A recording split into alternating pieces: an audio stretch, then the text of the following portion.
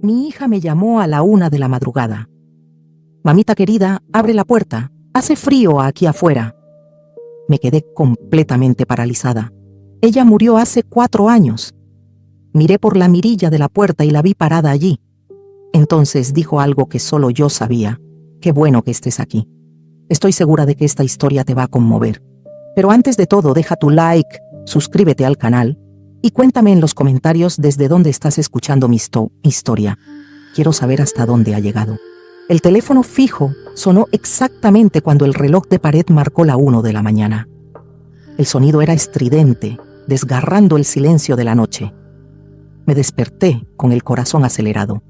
A mis 68 años, despertarse en la madrugada suele ser para ir al baño, no por una llamada telefónica. ¿Quién llama a esta hora? Me senté al borde de la cama. La luz del cuarto estaba tenue. Afuera lloviznaba. Escuchaba el ruido de las gotas en el techo. Me puse los lentes y me levanté. Mis rodillas protestaron un poco. El teléfono volvió a sonar más rápido como alguien impaciente. «Ya voy», murmuré. Caminé por el pasillo hasta la sala. Esta casa se volvió demasiado grande para mí desde que mi esposo, José Carlos, murió hace 5 años, y Beatriz... Mi respiración falló cuando su nombre cruzó mi mente. Beatriz murió hace 4 años. Mi mano derecha alcanzó el auricular del teléfono blanco en la pared, cerca del televisor. El timbre se detuvo un segundo antes de que mis dedos lo tocaran. Luego volvió a sonar. Mis dedos temblaban. Contesté. ¿Aló? Mi voz salió ronca. Por unos segundos solo se escuchaba la lluvia a lo lejos. Entonces, muy bajito, oí una voz de mujer. «¡Mamá!». Me congelé. Esa voz era suave, con una ligera aspereza al final. Exactamente la voz que solía llamarme mamá desde la cocina hace años. La voz de Beatriz. Hasta su perfume pareció invadir mi memoria en ese instante. Ese jazmín suave que siempre usaba. Sentí un escalofrío en la nuca. ¿Aló? ¿Quién es?, pregunté intentando mantener la cordura. Mamita querida. La voz susurró como si contuviera el llanto. «Abre la puerta, mamá. Hace frío aquí afuera». Mis piernas se debilitaron. Esto tiene que ser un sueño. O una broma cruel. O tal vez yo realmente estoy perdiendo la cabeza, como a veces temo en mis oraciones. «No bromees así», dije en voz baja, intentando sonar firme. «Mi hija ya murió». Al otro lado de la línea escuché un suspiro. Y entonces esa voz dijo una frase que sacudió cada recuerdo dentro de mí. «Mamá, si tenemos miedo a la oscuridad, solo hay que encender la luz dentro del corazón». El mundo se detuvo. Esa era una frase que inventamos juntas una noche, cuando Beatriz era pequeña y lloraba por un apagón. Desde entonces, cada vez que ella tenía miedo, yo repetía lo mismo. Nunca se lo conté a nadie. Nunca lo escribí en ningún lugar. «¿Quién eres?», casi no pude preguntar. «Mamá, soy yo, Beatriz», respondió. «Tengo frío. Por favor, abre la puerta». Miré hacia la puerta de entrada. Desde la sala se veía a medias. Era como si un imán me arrastrara hacia allí. Mis pasos se movieron solos, con el teléfono pegado al oído. «Si de verdad eres Beatriz, ¿de qué color era tu primera sombrilla?». Mi voz temblaba. «Azul», respondió sin dudar. «Una sombrilla azul chiquita que usted me compró en la feria de la avenida. Nos volvimos empapadas porque usted se olvidó de llevar la sombrilla grande. Usted se enojó consigo misma, pero yo me reí». Casi se me cayó el teléfono. Ese recuerdo era demasiado específico. Nunca se lo conté a nadie. Llegué frente a la puerta. La luz del porche estaba apagada. Solo la luz del pasillo iluminaba la madera. Mi mano tocó la manija. Mis rodillas temblaban. «¿Dónde estás ahora?», pregunté. «Enfrente de la casa, mamá», respondió. La voz parecía venir de 2 direcciones, del teléfono y vagamente desde detrás de la puerta. «Por favor, abre. No soporto más este frío». Colgué el teléfono lentamente y lo dejé sobre la mesita. Mi corazón latía descontrolado. Me incliné y miré por la mirilla en el centro de la puerta, y la vi. Beatriz estaba allí afuera, empapada por la llovizna. Su cabello negro estaba recogido de cualquier forma. La chaqueta gris que siempre usaba estaba pegada a su cuerpo. Su rostro estaba pálido, pero era su rostro. El rostro que había memorizado en fotos, en sueños y en su lápida. Ella levantó la cabeza, mirando directamente a la mirilla, como si supiera que yo estaba allí. Nuestros ojos se encontraron a través del pequeño círculo de vidrio. Sus labios se movieron, formando una sonrisa delgada, la que usaba para calmarme. Mamá. Aunque no escuché el sonido, pude leer sus labios. Yo sabía qué decía. La señora todavía guarda mi carta detrás de la foto del matrimonio, ¿verdad? Retrocedí de golpe. Mi espalda chocó contra la pared. Esa carta, el pequeño billete que Beatriz escribió cuando estaba en la primaria, escondido detrás del cuadro de mi boda con José Carlos. Solo nosotras dos sabíamos de eso. Era imposible que alguien más lo supiera. Mi mano buscó apoyo en la pared. Mi respiración era corta. Afuera, Beatriz, o lo que fuera, golpeó la puerta suavemente. El mismo ritmo de antes cuando llegaba tarde y tenía miedo de asustarme. Toc, toc, toc. Mamá, por favor, abre. Su voz sonó de nuevo, más cerca, como si atravesara la madera. Las lágrimas me corrían por el rostro.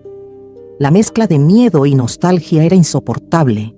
¿Cómo era posible que la hija que enterré hace 4 años estuviera en mi puerta? Quedé inmóvil por unos segundos eternos. Entonces, hice lo único que pude pensar. Giré la llave. La puerta crujió lentamente, abriéndose apenas unos centímetros, y en la abertura solo había aire frío y oscuridad. Contuve la respiración. No había nadie. No había Beatriz. Solo el patio oscuro, la llovizna y las hojas del mango moviéndose con el viento. Beatriz, llamé bajito. Nada, ni una respuesta, ni un golpe. El teléfono estaba mudo. Cerré la puerta con la mano temblorosa. La aseguré rápido, 2 veces, como si pudiera encerrar el miedo afuera. Aún con el pecho apretado, me apoyé en la puerta intentando respirar. Tal vez estaba soñando. Tal vez no había despertado bien. Horas después seguía sentada en la cama, con la luz encendida, mirando al armario sin ver nada, hasta que en algún momento me quedé dormida. A la mañana siguiente, el sol entrando por la cortina me despertó. Tenía la cabeza pesada, el cuello adolorido.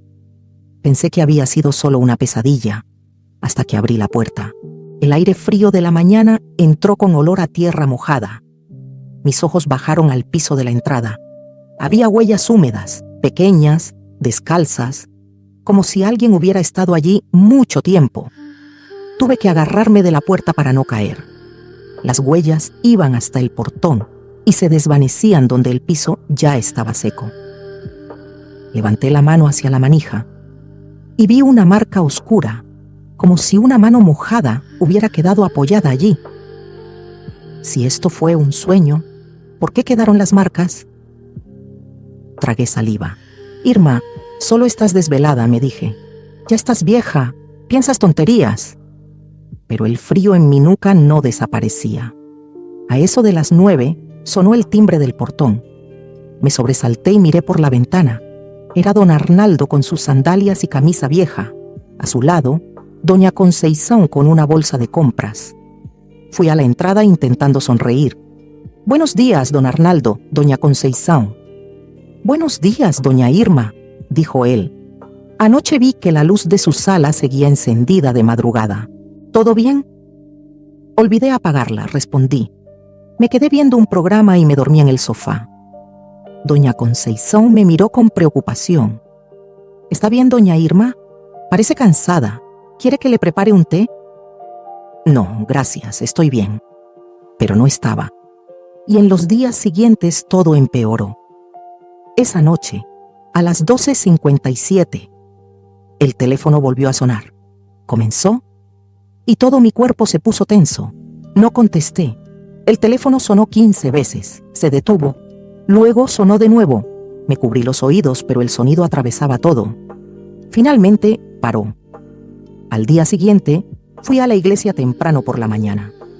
Encendí 3 velas, una para José Carlos, una para Beatriz y otra para mi propia cordura.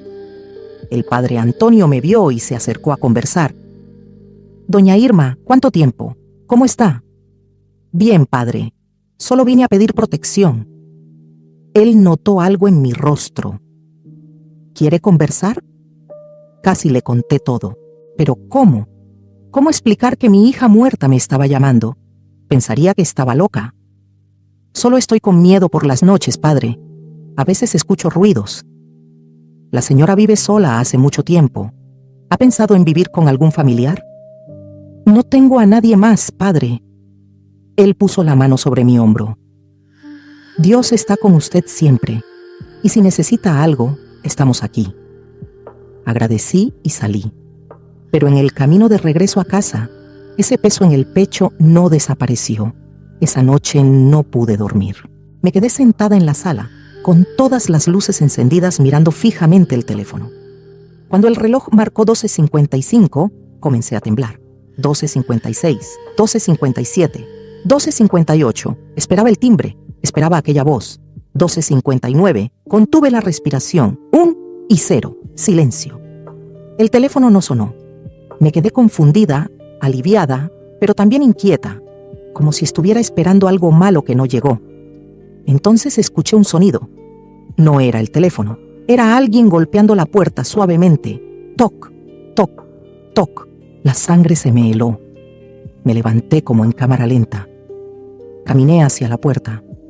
Mi mano tembló cuando alcancé la mirilla. Miré. Beatriz estaba allí, más cerca esta vez. El rostro casi pegado a la puerta. Sus ojos miraban directamente a la mirilla, como si pudiera verme a través de ella. «Mamá», dijo, y esta vez pude oírla incluso a través de la puerta. «Por favor, solo quiero entrar a casa». Mis piernas casi cedieron. «Tú no eres mi hija», susurré, más para mí misma. «Mi hija murió». «Yo sé que usted tiene miedo», continuó ella. Su voz era tan real, tan familiar. «Pero necesito que usted abra. Hay algo que debo contarle sobre cómo morí». Mi corazón se aceleró. ¿Cómo moriste?» «No fue un accidente, mamá. Abra la puerta y le cuento». Mi mano estaba en la manija. Sin darme cuenta ya había destrabado la primera cerradura. Estaba a punto de girar la segunda cuando una luz se encendió en la casa del vecino. Escuché voces. Un perro ladró fuerte. Cuando miré nuevamente por la mirilla, no había nadie. Me apoyé en la puerta sudando frío, con el corazón martillando. «No fue un accidente», susurré hacia el vacío. ¿Qué quiso decir?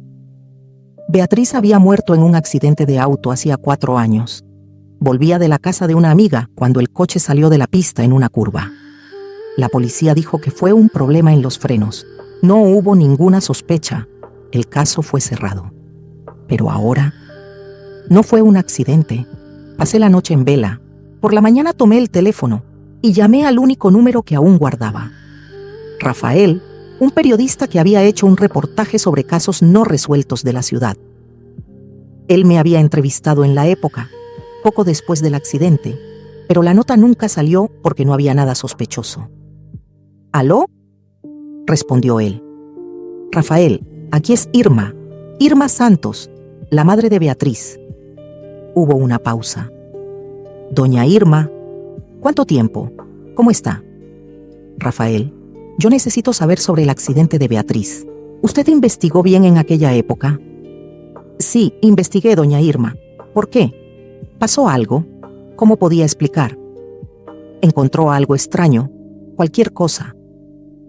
«Mire, lo único raro fue que el carro de Beatriz había sido revisado solo una semana antes del accidente, y el mecánico juró que los frenos estaban perfectos. Pero el informe oficial dijo que hubo una falla mecánica. Entonces, ¿y si no fue una falla? ¿Y si alguien manipuló el auto?» Silencio del otro lado. «La señora está sugiriendo que...» «No sé lo que estoy sugiriendo, solo quiero entender». «Doña Irma, si quiere que reabra la investigación, Voy a necesitar algo concreto, alguna evidencia nueva. Miré la puerta.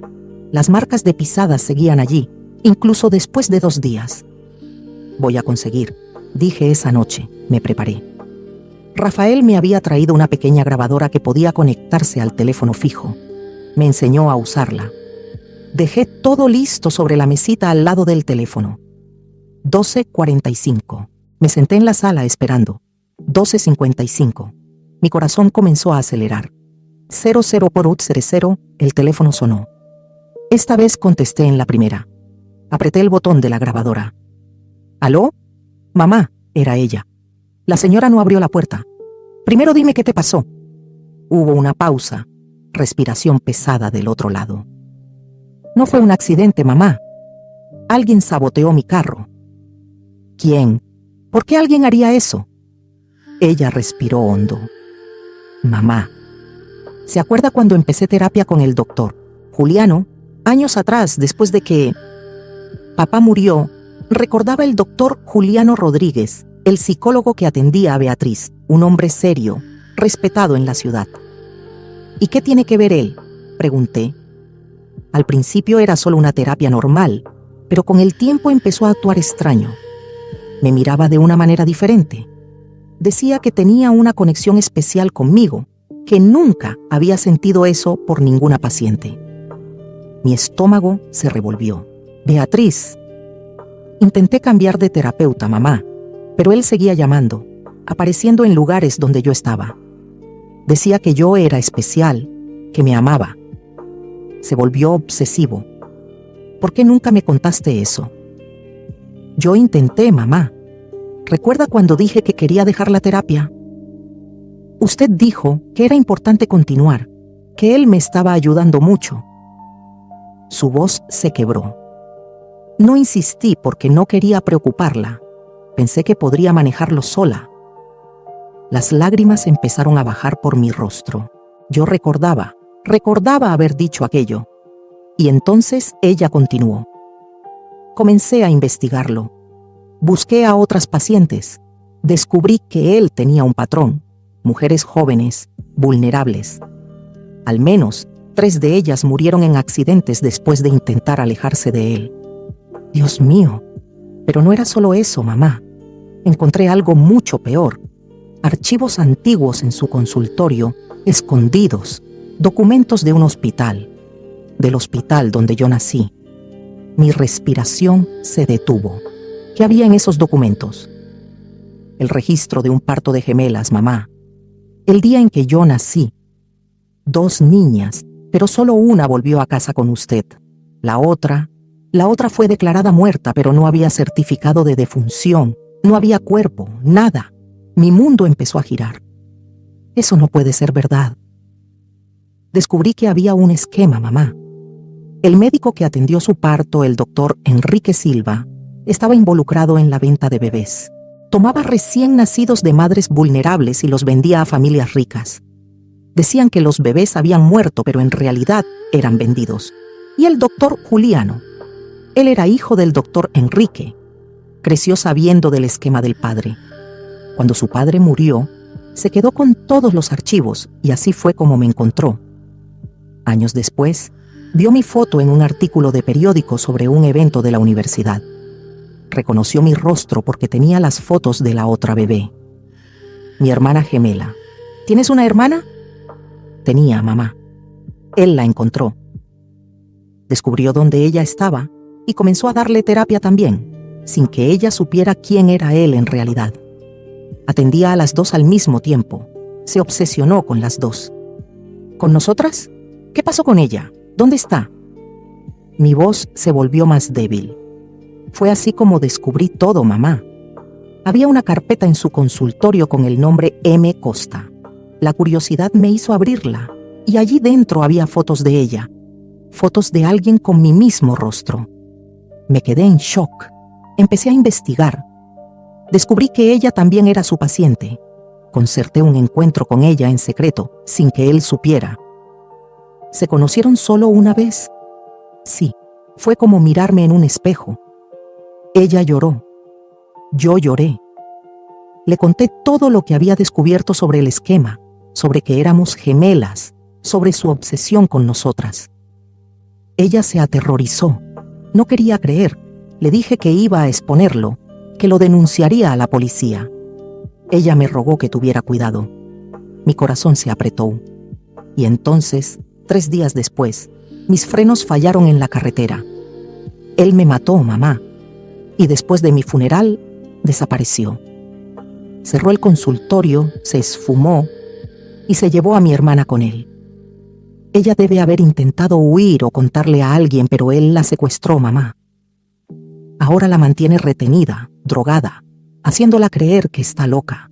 Ella necesita ayuda. Por favor, ¿cómo la encuentro? ¿Sabes el nombre? Conseguí muy poca cosa antes de morir.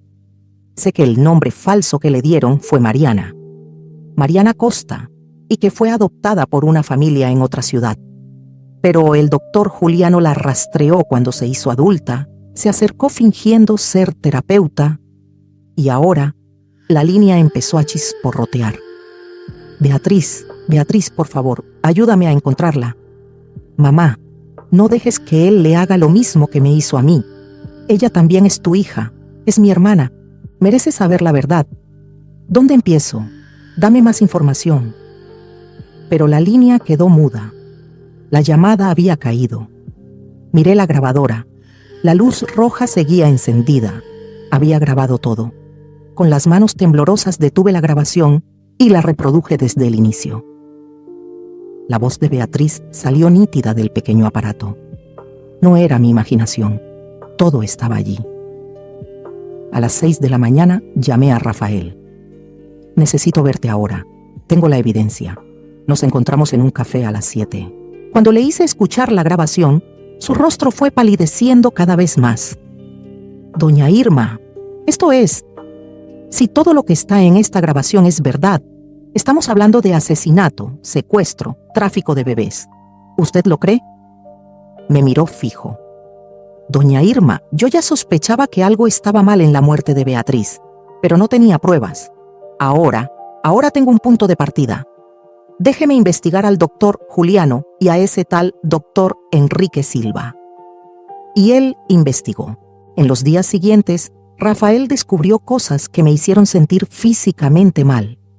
El doctor Enrique Silva realmente había trabajado en el hospital donde Beatriz nació. Había sido despedido hace 35 años por irregularidades graves, pero nunca fue procesado. Murió 10 años después, llevándose sus secretos, pero el hijo, el doctor Juliano. Rodríguez estaba vivo y había desaparecido de la ciudad exactamente una semana después del funeral de Beatriz. Dejó deudas, cerró el consultorio y se esfumó sin dejar rastro. Rafael logró rastrearlo a través de registros financieros antiguos. Estaba usando un nombre falso, Paulo Enrique Costa, y viviendo en una ciudad del interior, a 300 kilómetros de aquí. Y la parte más importante, en los registros de agua y luz de su casa aparecían 2 personas viviendo allí, él y una tal Mariana Costa.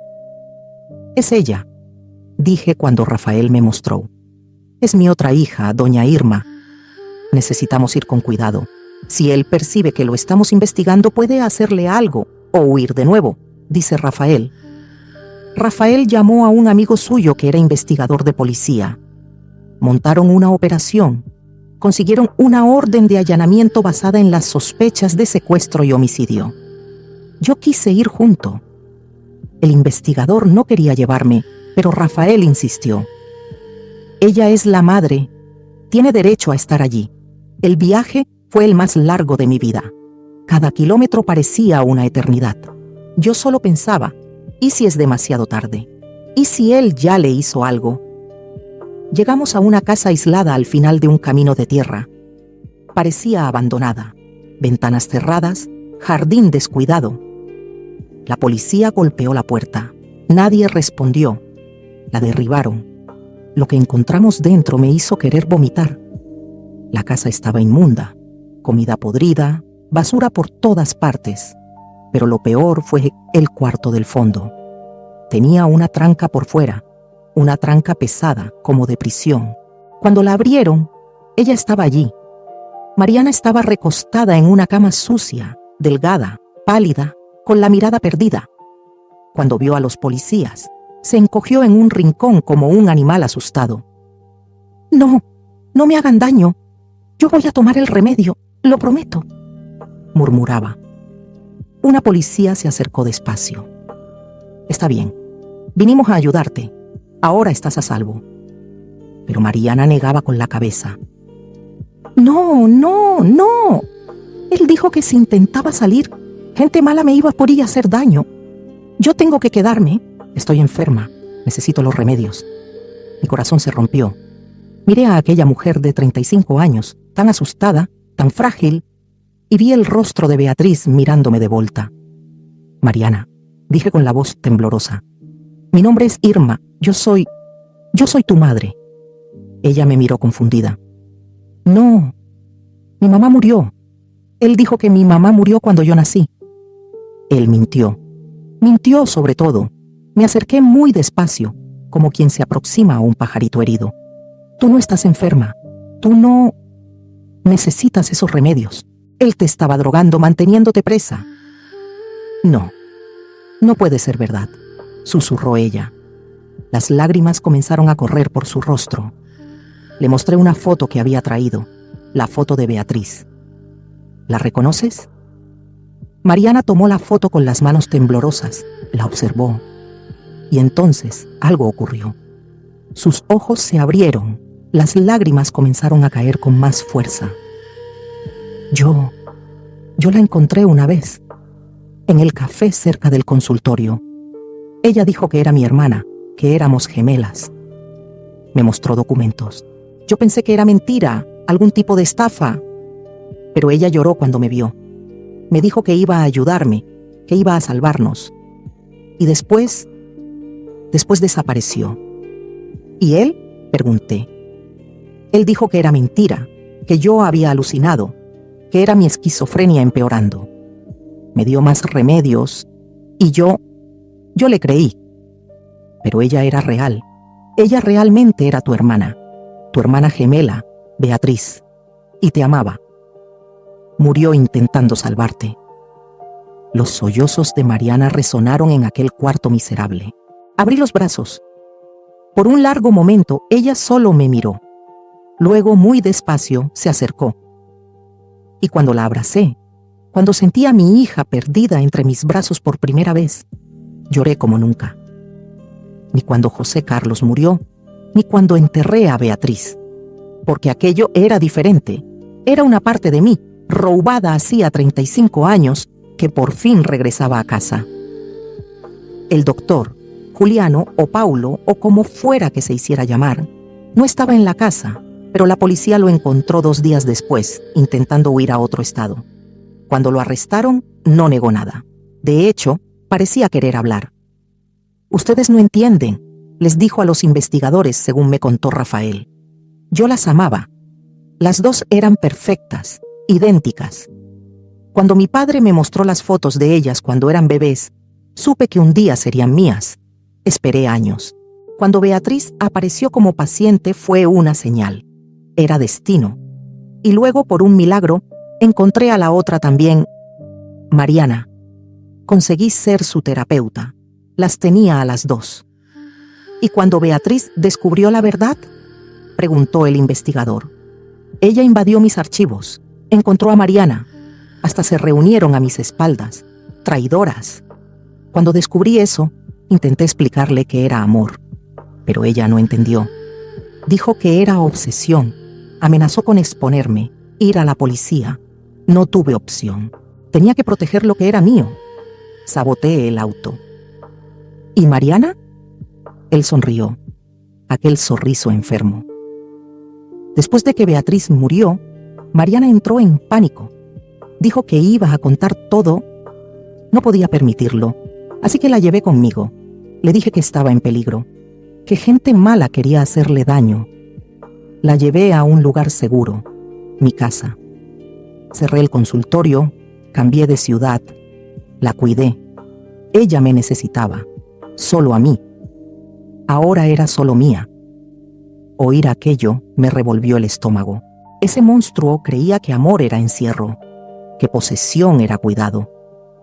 Fue condenado por homicidio, secuestro, privación de libertad y una lista enorme de delitos. El caso del esquema de tráfico de bebés de su padre fue reabierto. Encontraron al menos 20 casos de bebés declarados muertos que en realidad habían sido vendidos. Pero para mí, nada importaba tanto como Mariana. Ella pasó semanas en el hospital recuperándose. Años de drogas habían destrozado su cuerpo. Años de aislamiento habían hecho lo mismo con su mente. Pero poco a poco, muy poco a poco, comenzó a mejorar. Yo la visitaba todos los días. Al principio apenas hablaba. Solo me miraba con esos ojos asustados, como si temiera que yo desapareciera, como si pensara que todo era otra mentira. Pero yo no desaparecía. Volvía todos los días. Le llevaba flores, fotos. Le contaba historias sobre Beatriz, cómo era de niña, los sueños que tenía. Ella quería ser maestra, le dije un día. Adoraba a los niños. Decía que iba a marcar la vida de alguien. Mariana me escuchó en silencio. Luego preguntó, ¿ella era feliz? La pregunta me tomó por sorpresa. Sí, a pesar de todo lo era. Tenía amigos, tenía sueños. Tuvo una vida, ¿sabes? No fue perfecta, pero fue suya. Yo nunca tuve eso, susurró ella, con la voz tan baja que casi no la oí. Nunca tuve nada que fuera mío. Todo era controlado. Todo era de él. Tomé su mano. Ahora sí tienes. Ahora puedes vivir. Puedes elegir. Puedes ser quien quieras. Ella apretó mi mano. Y por primera vez desde que la encontré, sonrió. Una sonrisa pequeña, temblorosa, pero verdadera. 6 meses después, Mariana recibió el alta. Los médicos dijeron que necesitaría años de terapia, que el trauma era profundo, pero que era fuerte.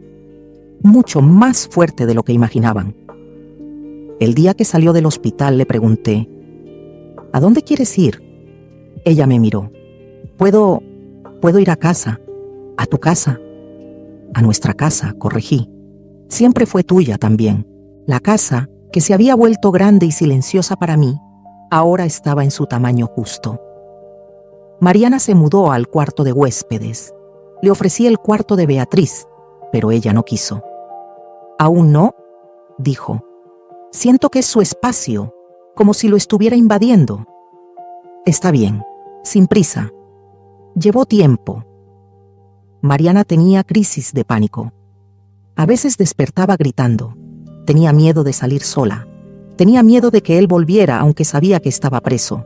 Pero también había momentos buenos. Descubrió que le gustaba cocinar. Empezó a hacer panes, tortas. La casa volvió a oler como olía cuando Beatriz estaba viva. A comida casera, a vida. Un día encontré a Mariana parada frente al cuarto de Beatriz. La puerta estaba abierta. Ella solo miraba hacia adentro. ¿Puedo entrar?, preguntó. «Claro». Entró despacio. Miró las fotos en la pared, las medallas de la universidad, los libros. Tocó la cama, las cobijas. «Siento como si la conociera», dijo. «No por fotos o historias. Es más profundo, como si una parte de mí siempre supiera que ella existía». «Eran gemelas», respondí. «Vinieron del mismo lugar. Compartieron el mismo primer hogar». Mariana asintió. «¿Tú crees que ella sabía?». Sobre mí, pensé en las llamadas, en la voz de Beatriz pidiéndome que salvara a la hermana. Creo que sí. Creo que al final ella sabía, y creo que luchó para salvarte. Mariana se volvió hacia mí con lágrimas en los ojos. La extraño. Es extraño extrañar a alguien que nunca conocí, pero la extraño. Yo también, todos los días. Ella vino hacia mí y me abrazó. Y así nos quedamos. 2 mujeres unidas por la pérdida y por el amor de una hija que luchó más allá de la muerte para reunir a su familia. Hoy, 2 años después, Mariana está bien. Aún hace terapia, pero trabaja en una florería y ama lo que hace. Tiene amigos, tiene una vida, la vida que le fue robada. Y a veces, tarde en la noche, cuando la casa está en silencio, Despierto y siento ese olor a jazmín, el perfume de Beatriz. Voy a la sala y veo a Mariana ya despierta, mirando por la ventana. ¿Lo sentiste también?, pregunto. Sí, dice ella. Creo que está aquí. Creo que nunca se fue del todo. Creo que tienes razón. Miramos juntas el reloj. Es casi la 1 de la mañana. A esta hora empezó todo, digo. Las llamadas. Ella estaba tratando de salvarme. Y lo hizo, dice Mariana sonriendo. Ese sorriso, ahora lo veo mucho. Tan distinto del primer sorriso asustado del hospital. Gracias, Vía, susurra Mariana al aire, por traerme a casa. Y juro que el olor a jazmín se vuelve más fuerte por un instante, como una respuesta, como un abrazo invisible. El teléfono ya no suena a la 1 de la mañana.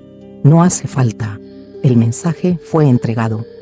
La misión fue cumplida. Pero yo sé que Beatriz sigue aquí, en el olor del jazmín, en el sorriso de Mariana, en la paz que por fin volvió a esta casa. Y cada noche antes de dormir, miro las 2 fotos en la pared, Beatriz y Mariana, lado a lado, y susurro. Gracias, hija mía, por no rendirte, por luchar, por traernos de vuelta una a la otra, porque al final el amor es más fuerte que la muerte. Y a veces, los muertos encuentran maneras de proteger a los vivos. Beatriz encontró la suya y lo cambió todo. Y ahora quiero saber de ti. Si fuera tu hija, tu hermana, tu madre, ¿tendrías fuerzas para luchar hasta el final? Déjame en los comentarios qué harías en una situación así. No olvides darle like al video, suscribirte al canal y activar la campanita, porque aún tenemos muchas historias fuertes, emocionantes y reales como esta para contar. Gracias por ver y hasta la próxima historia.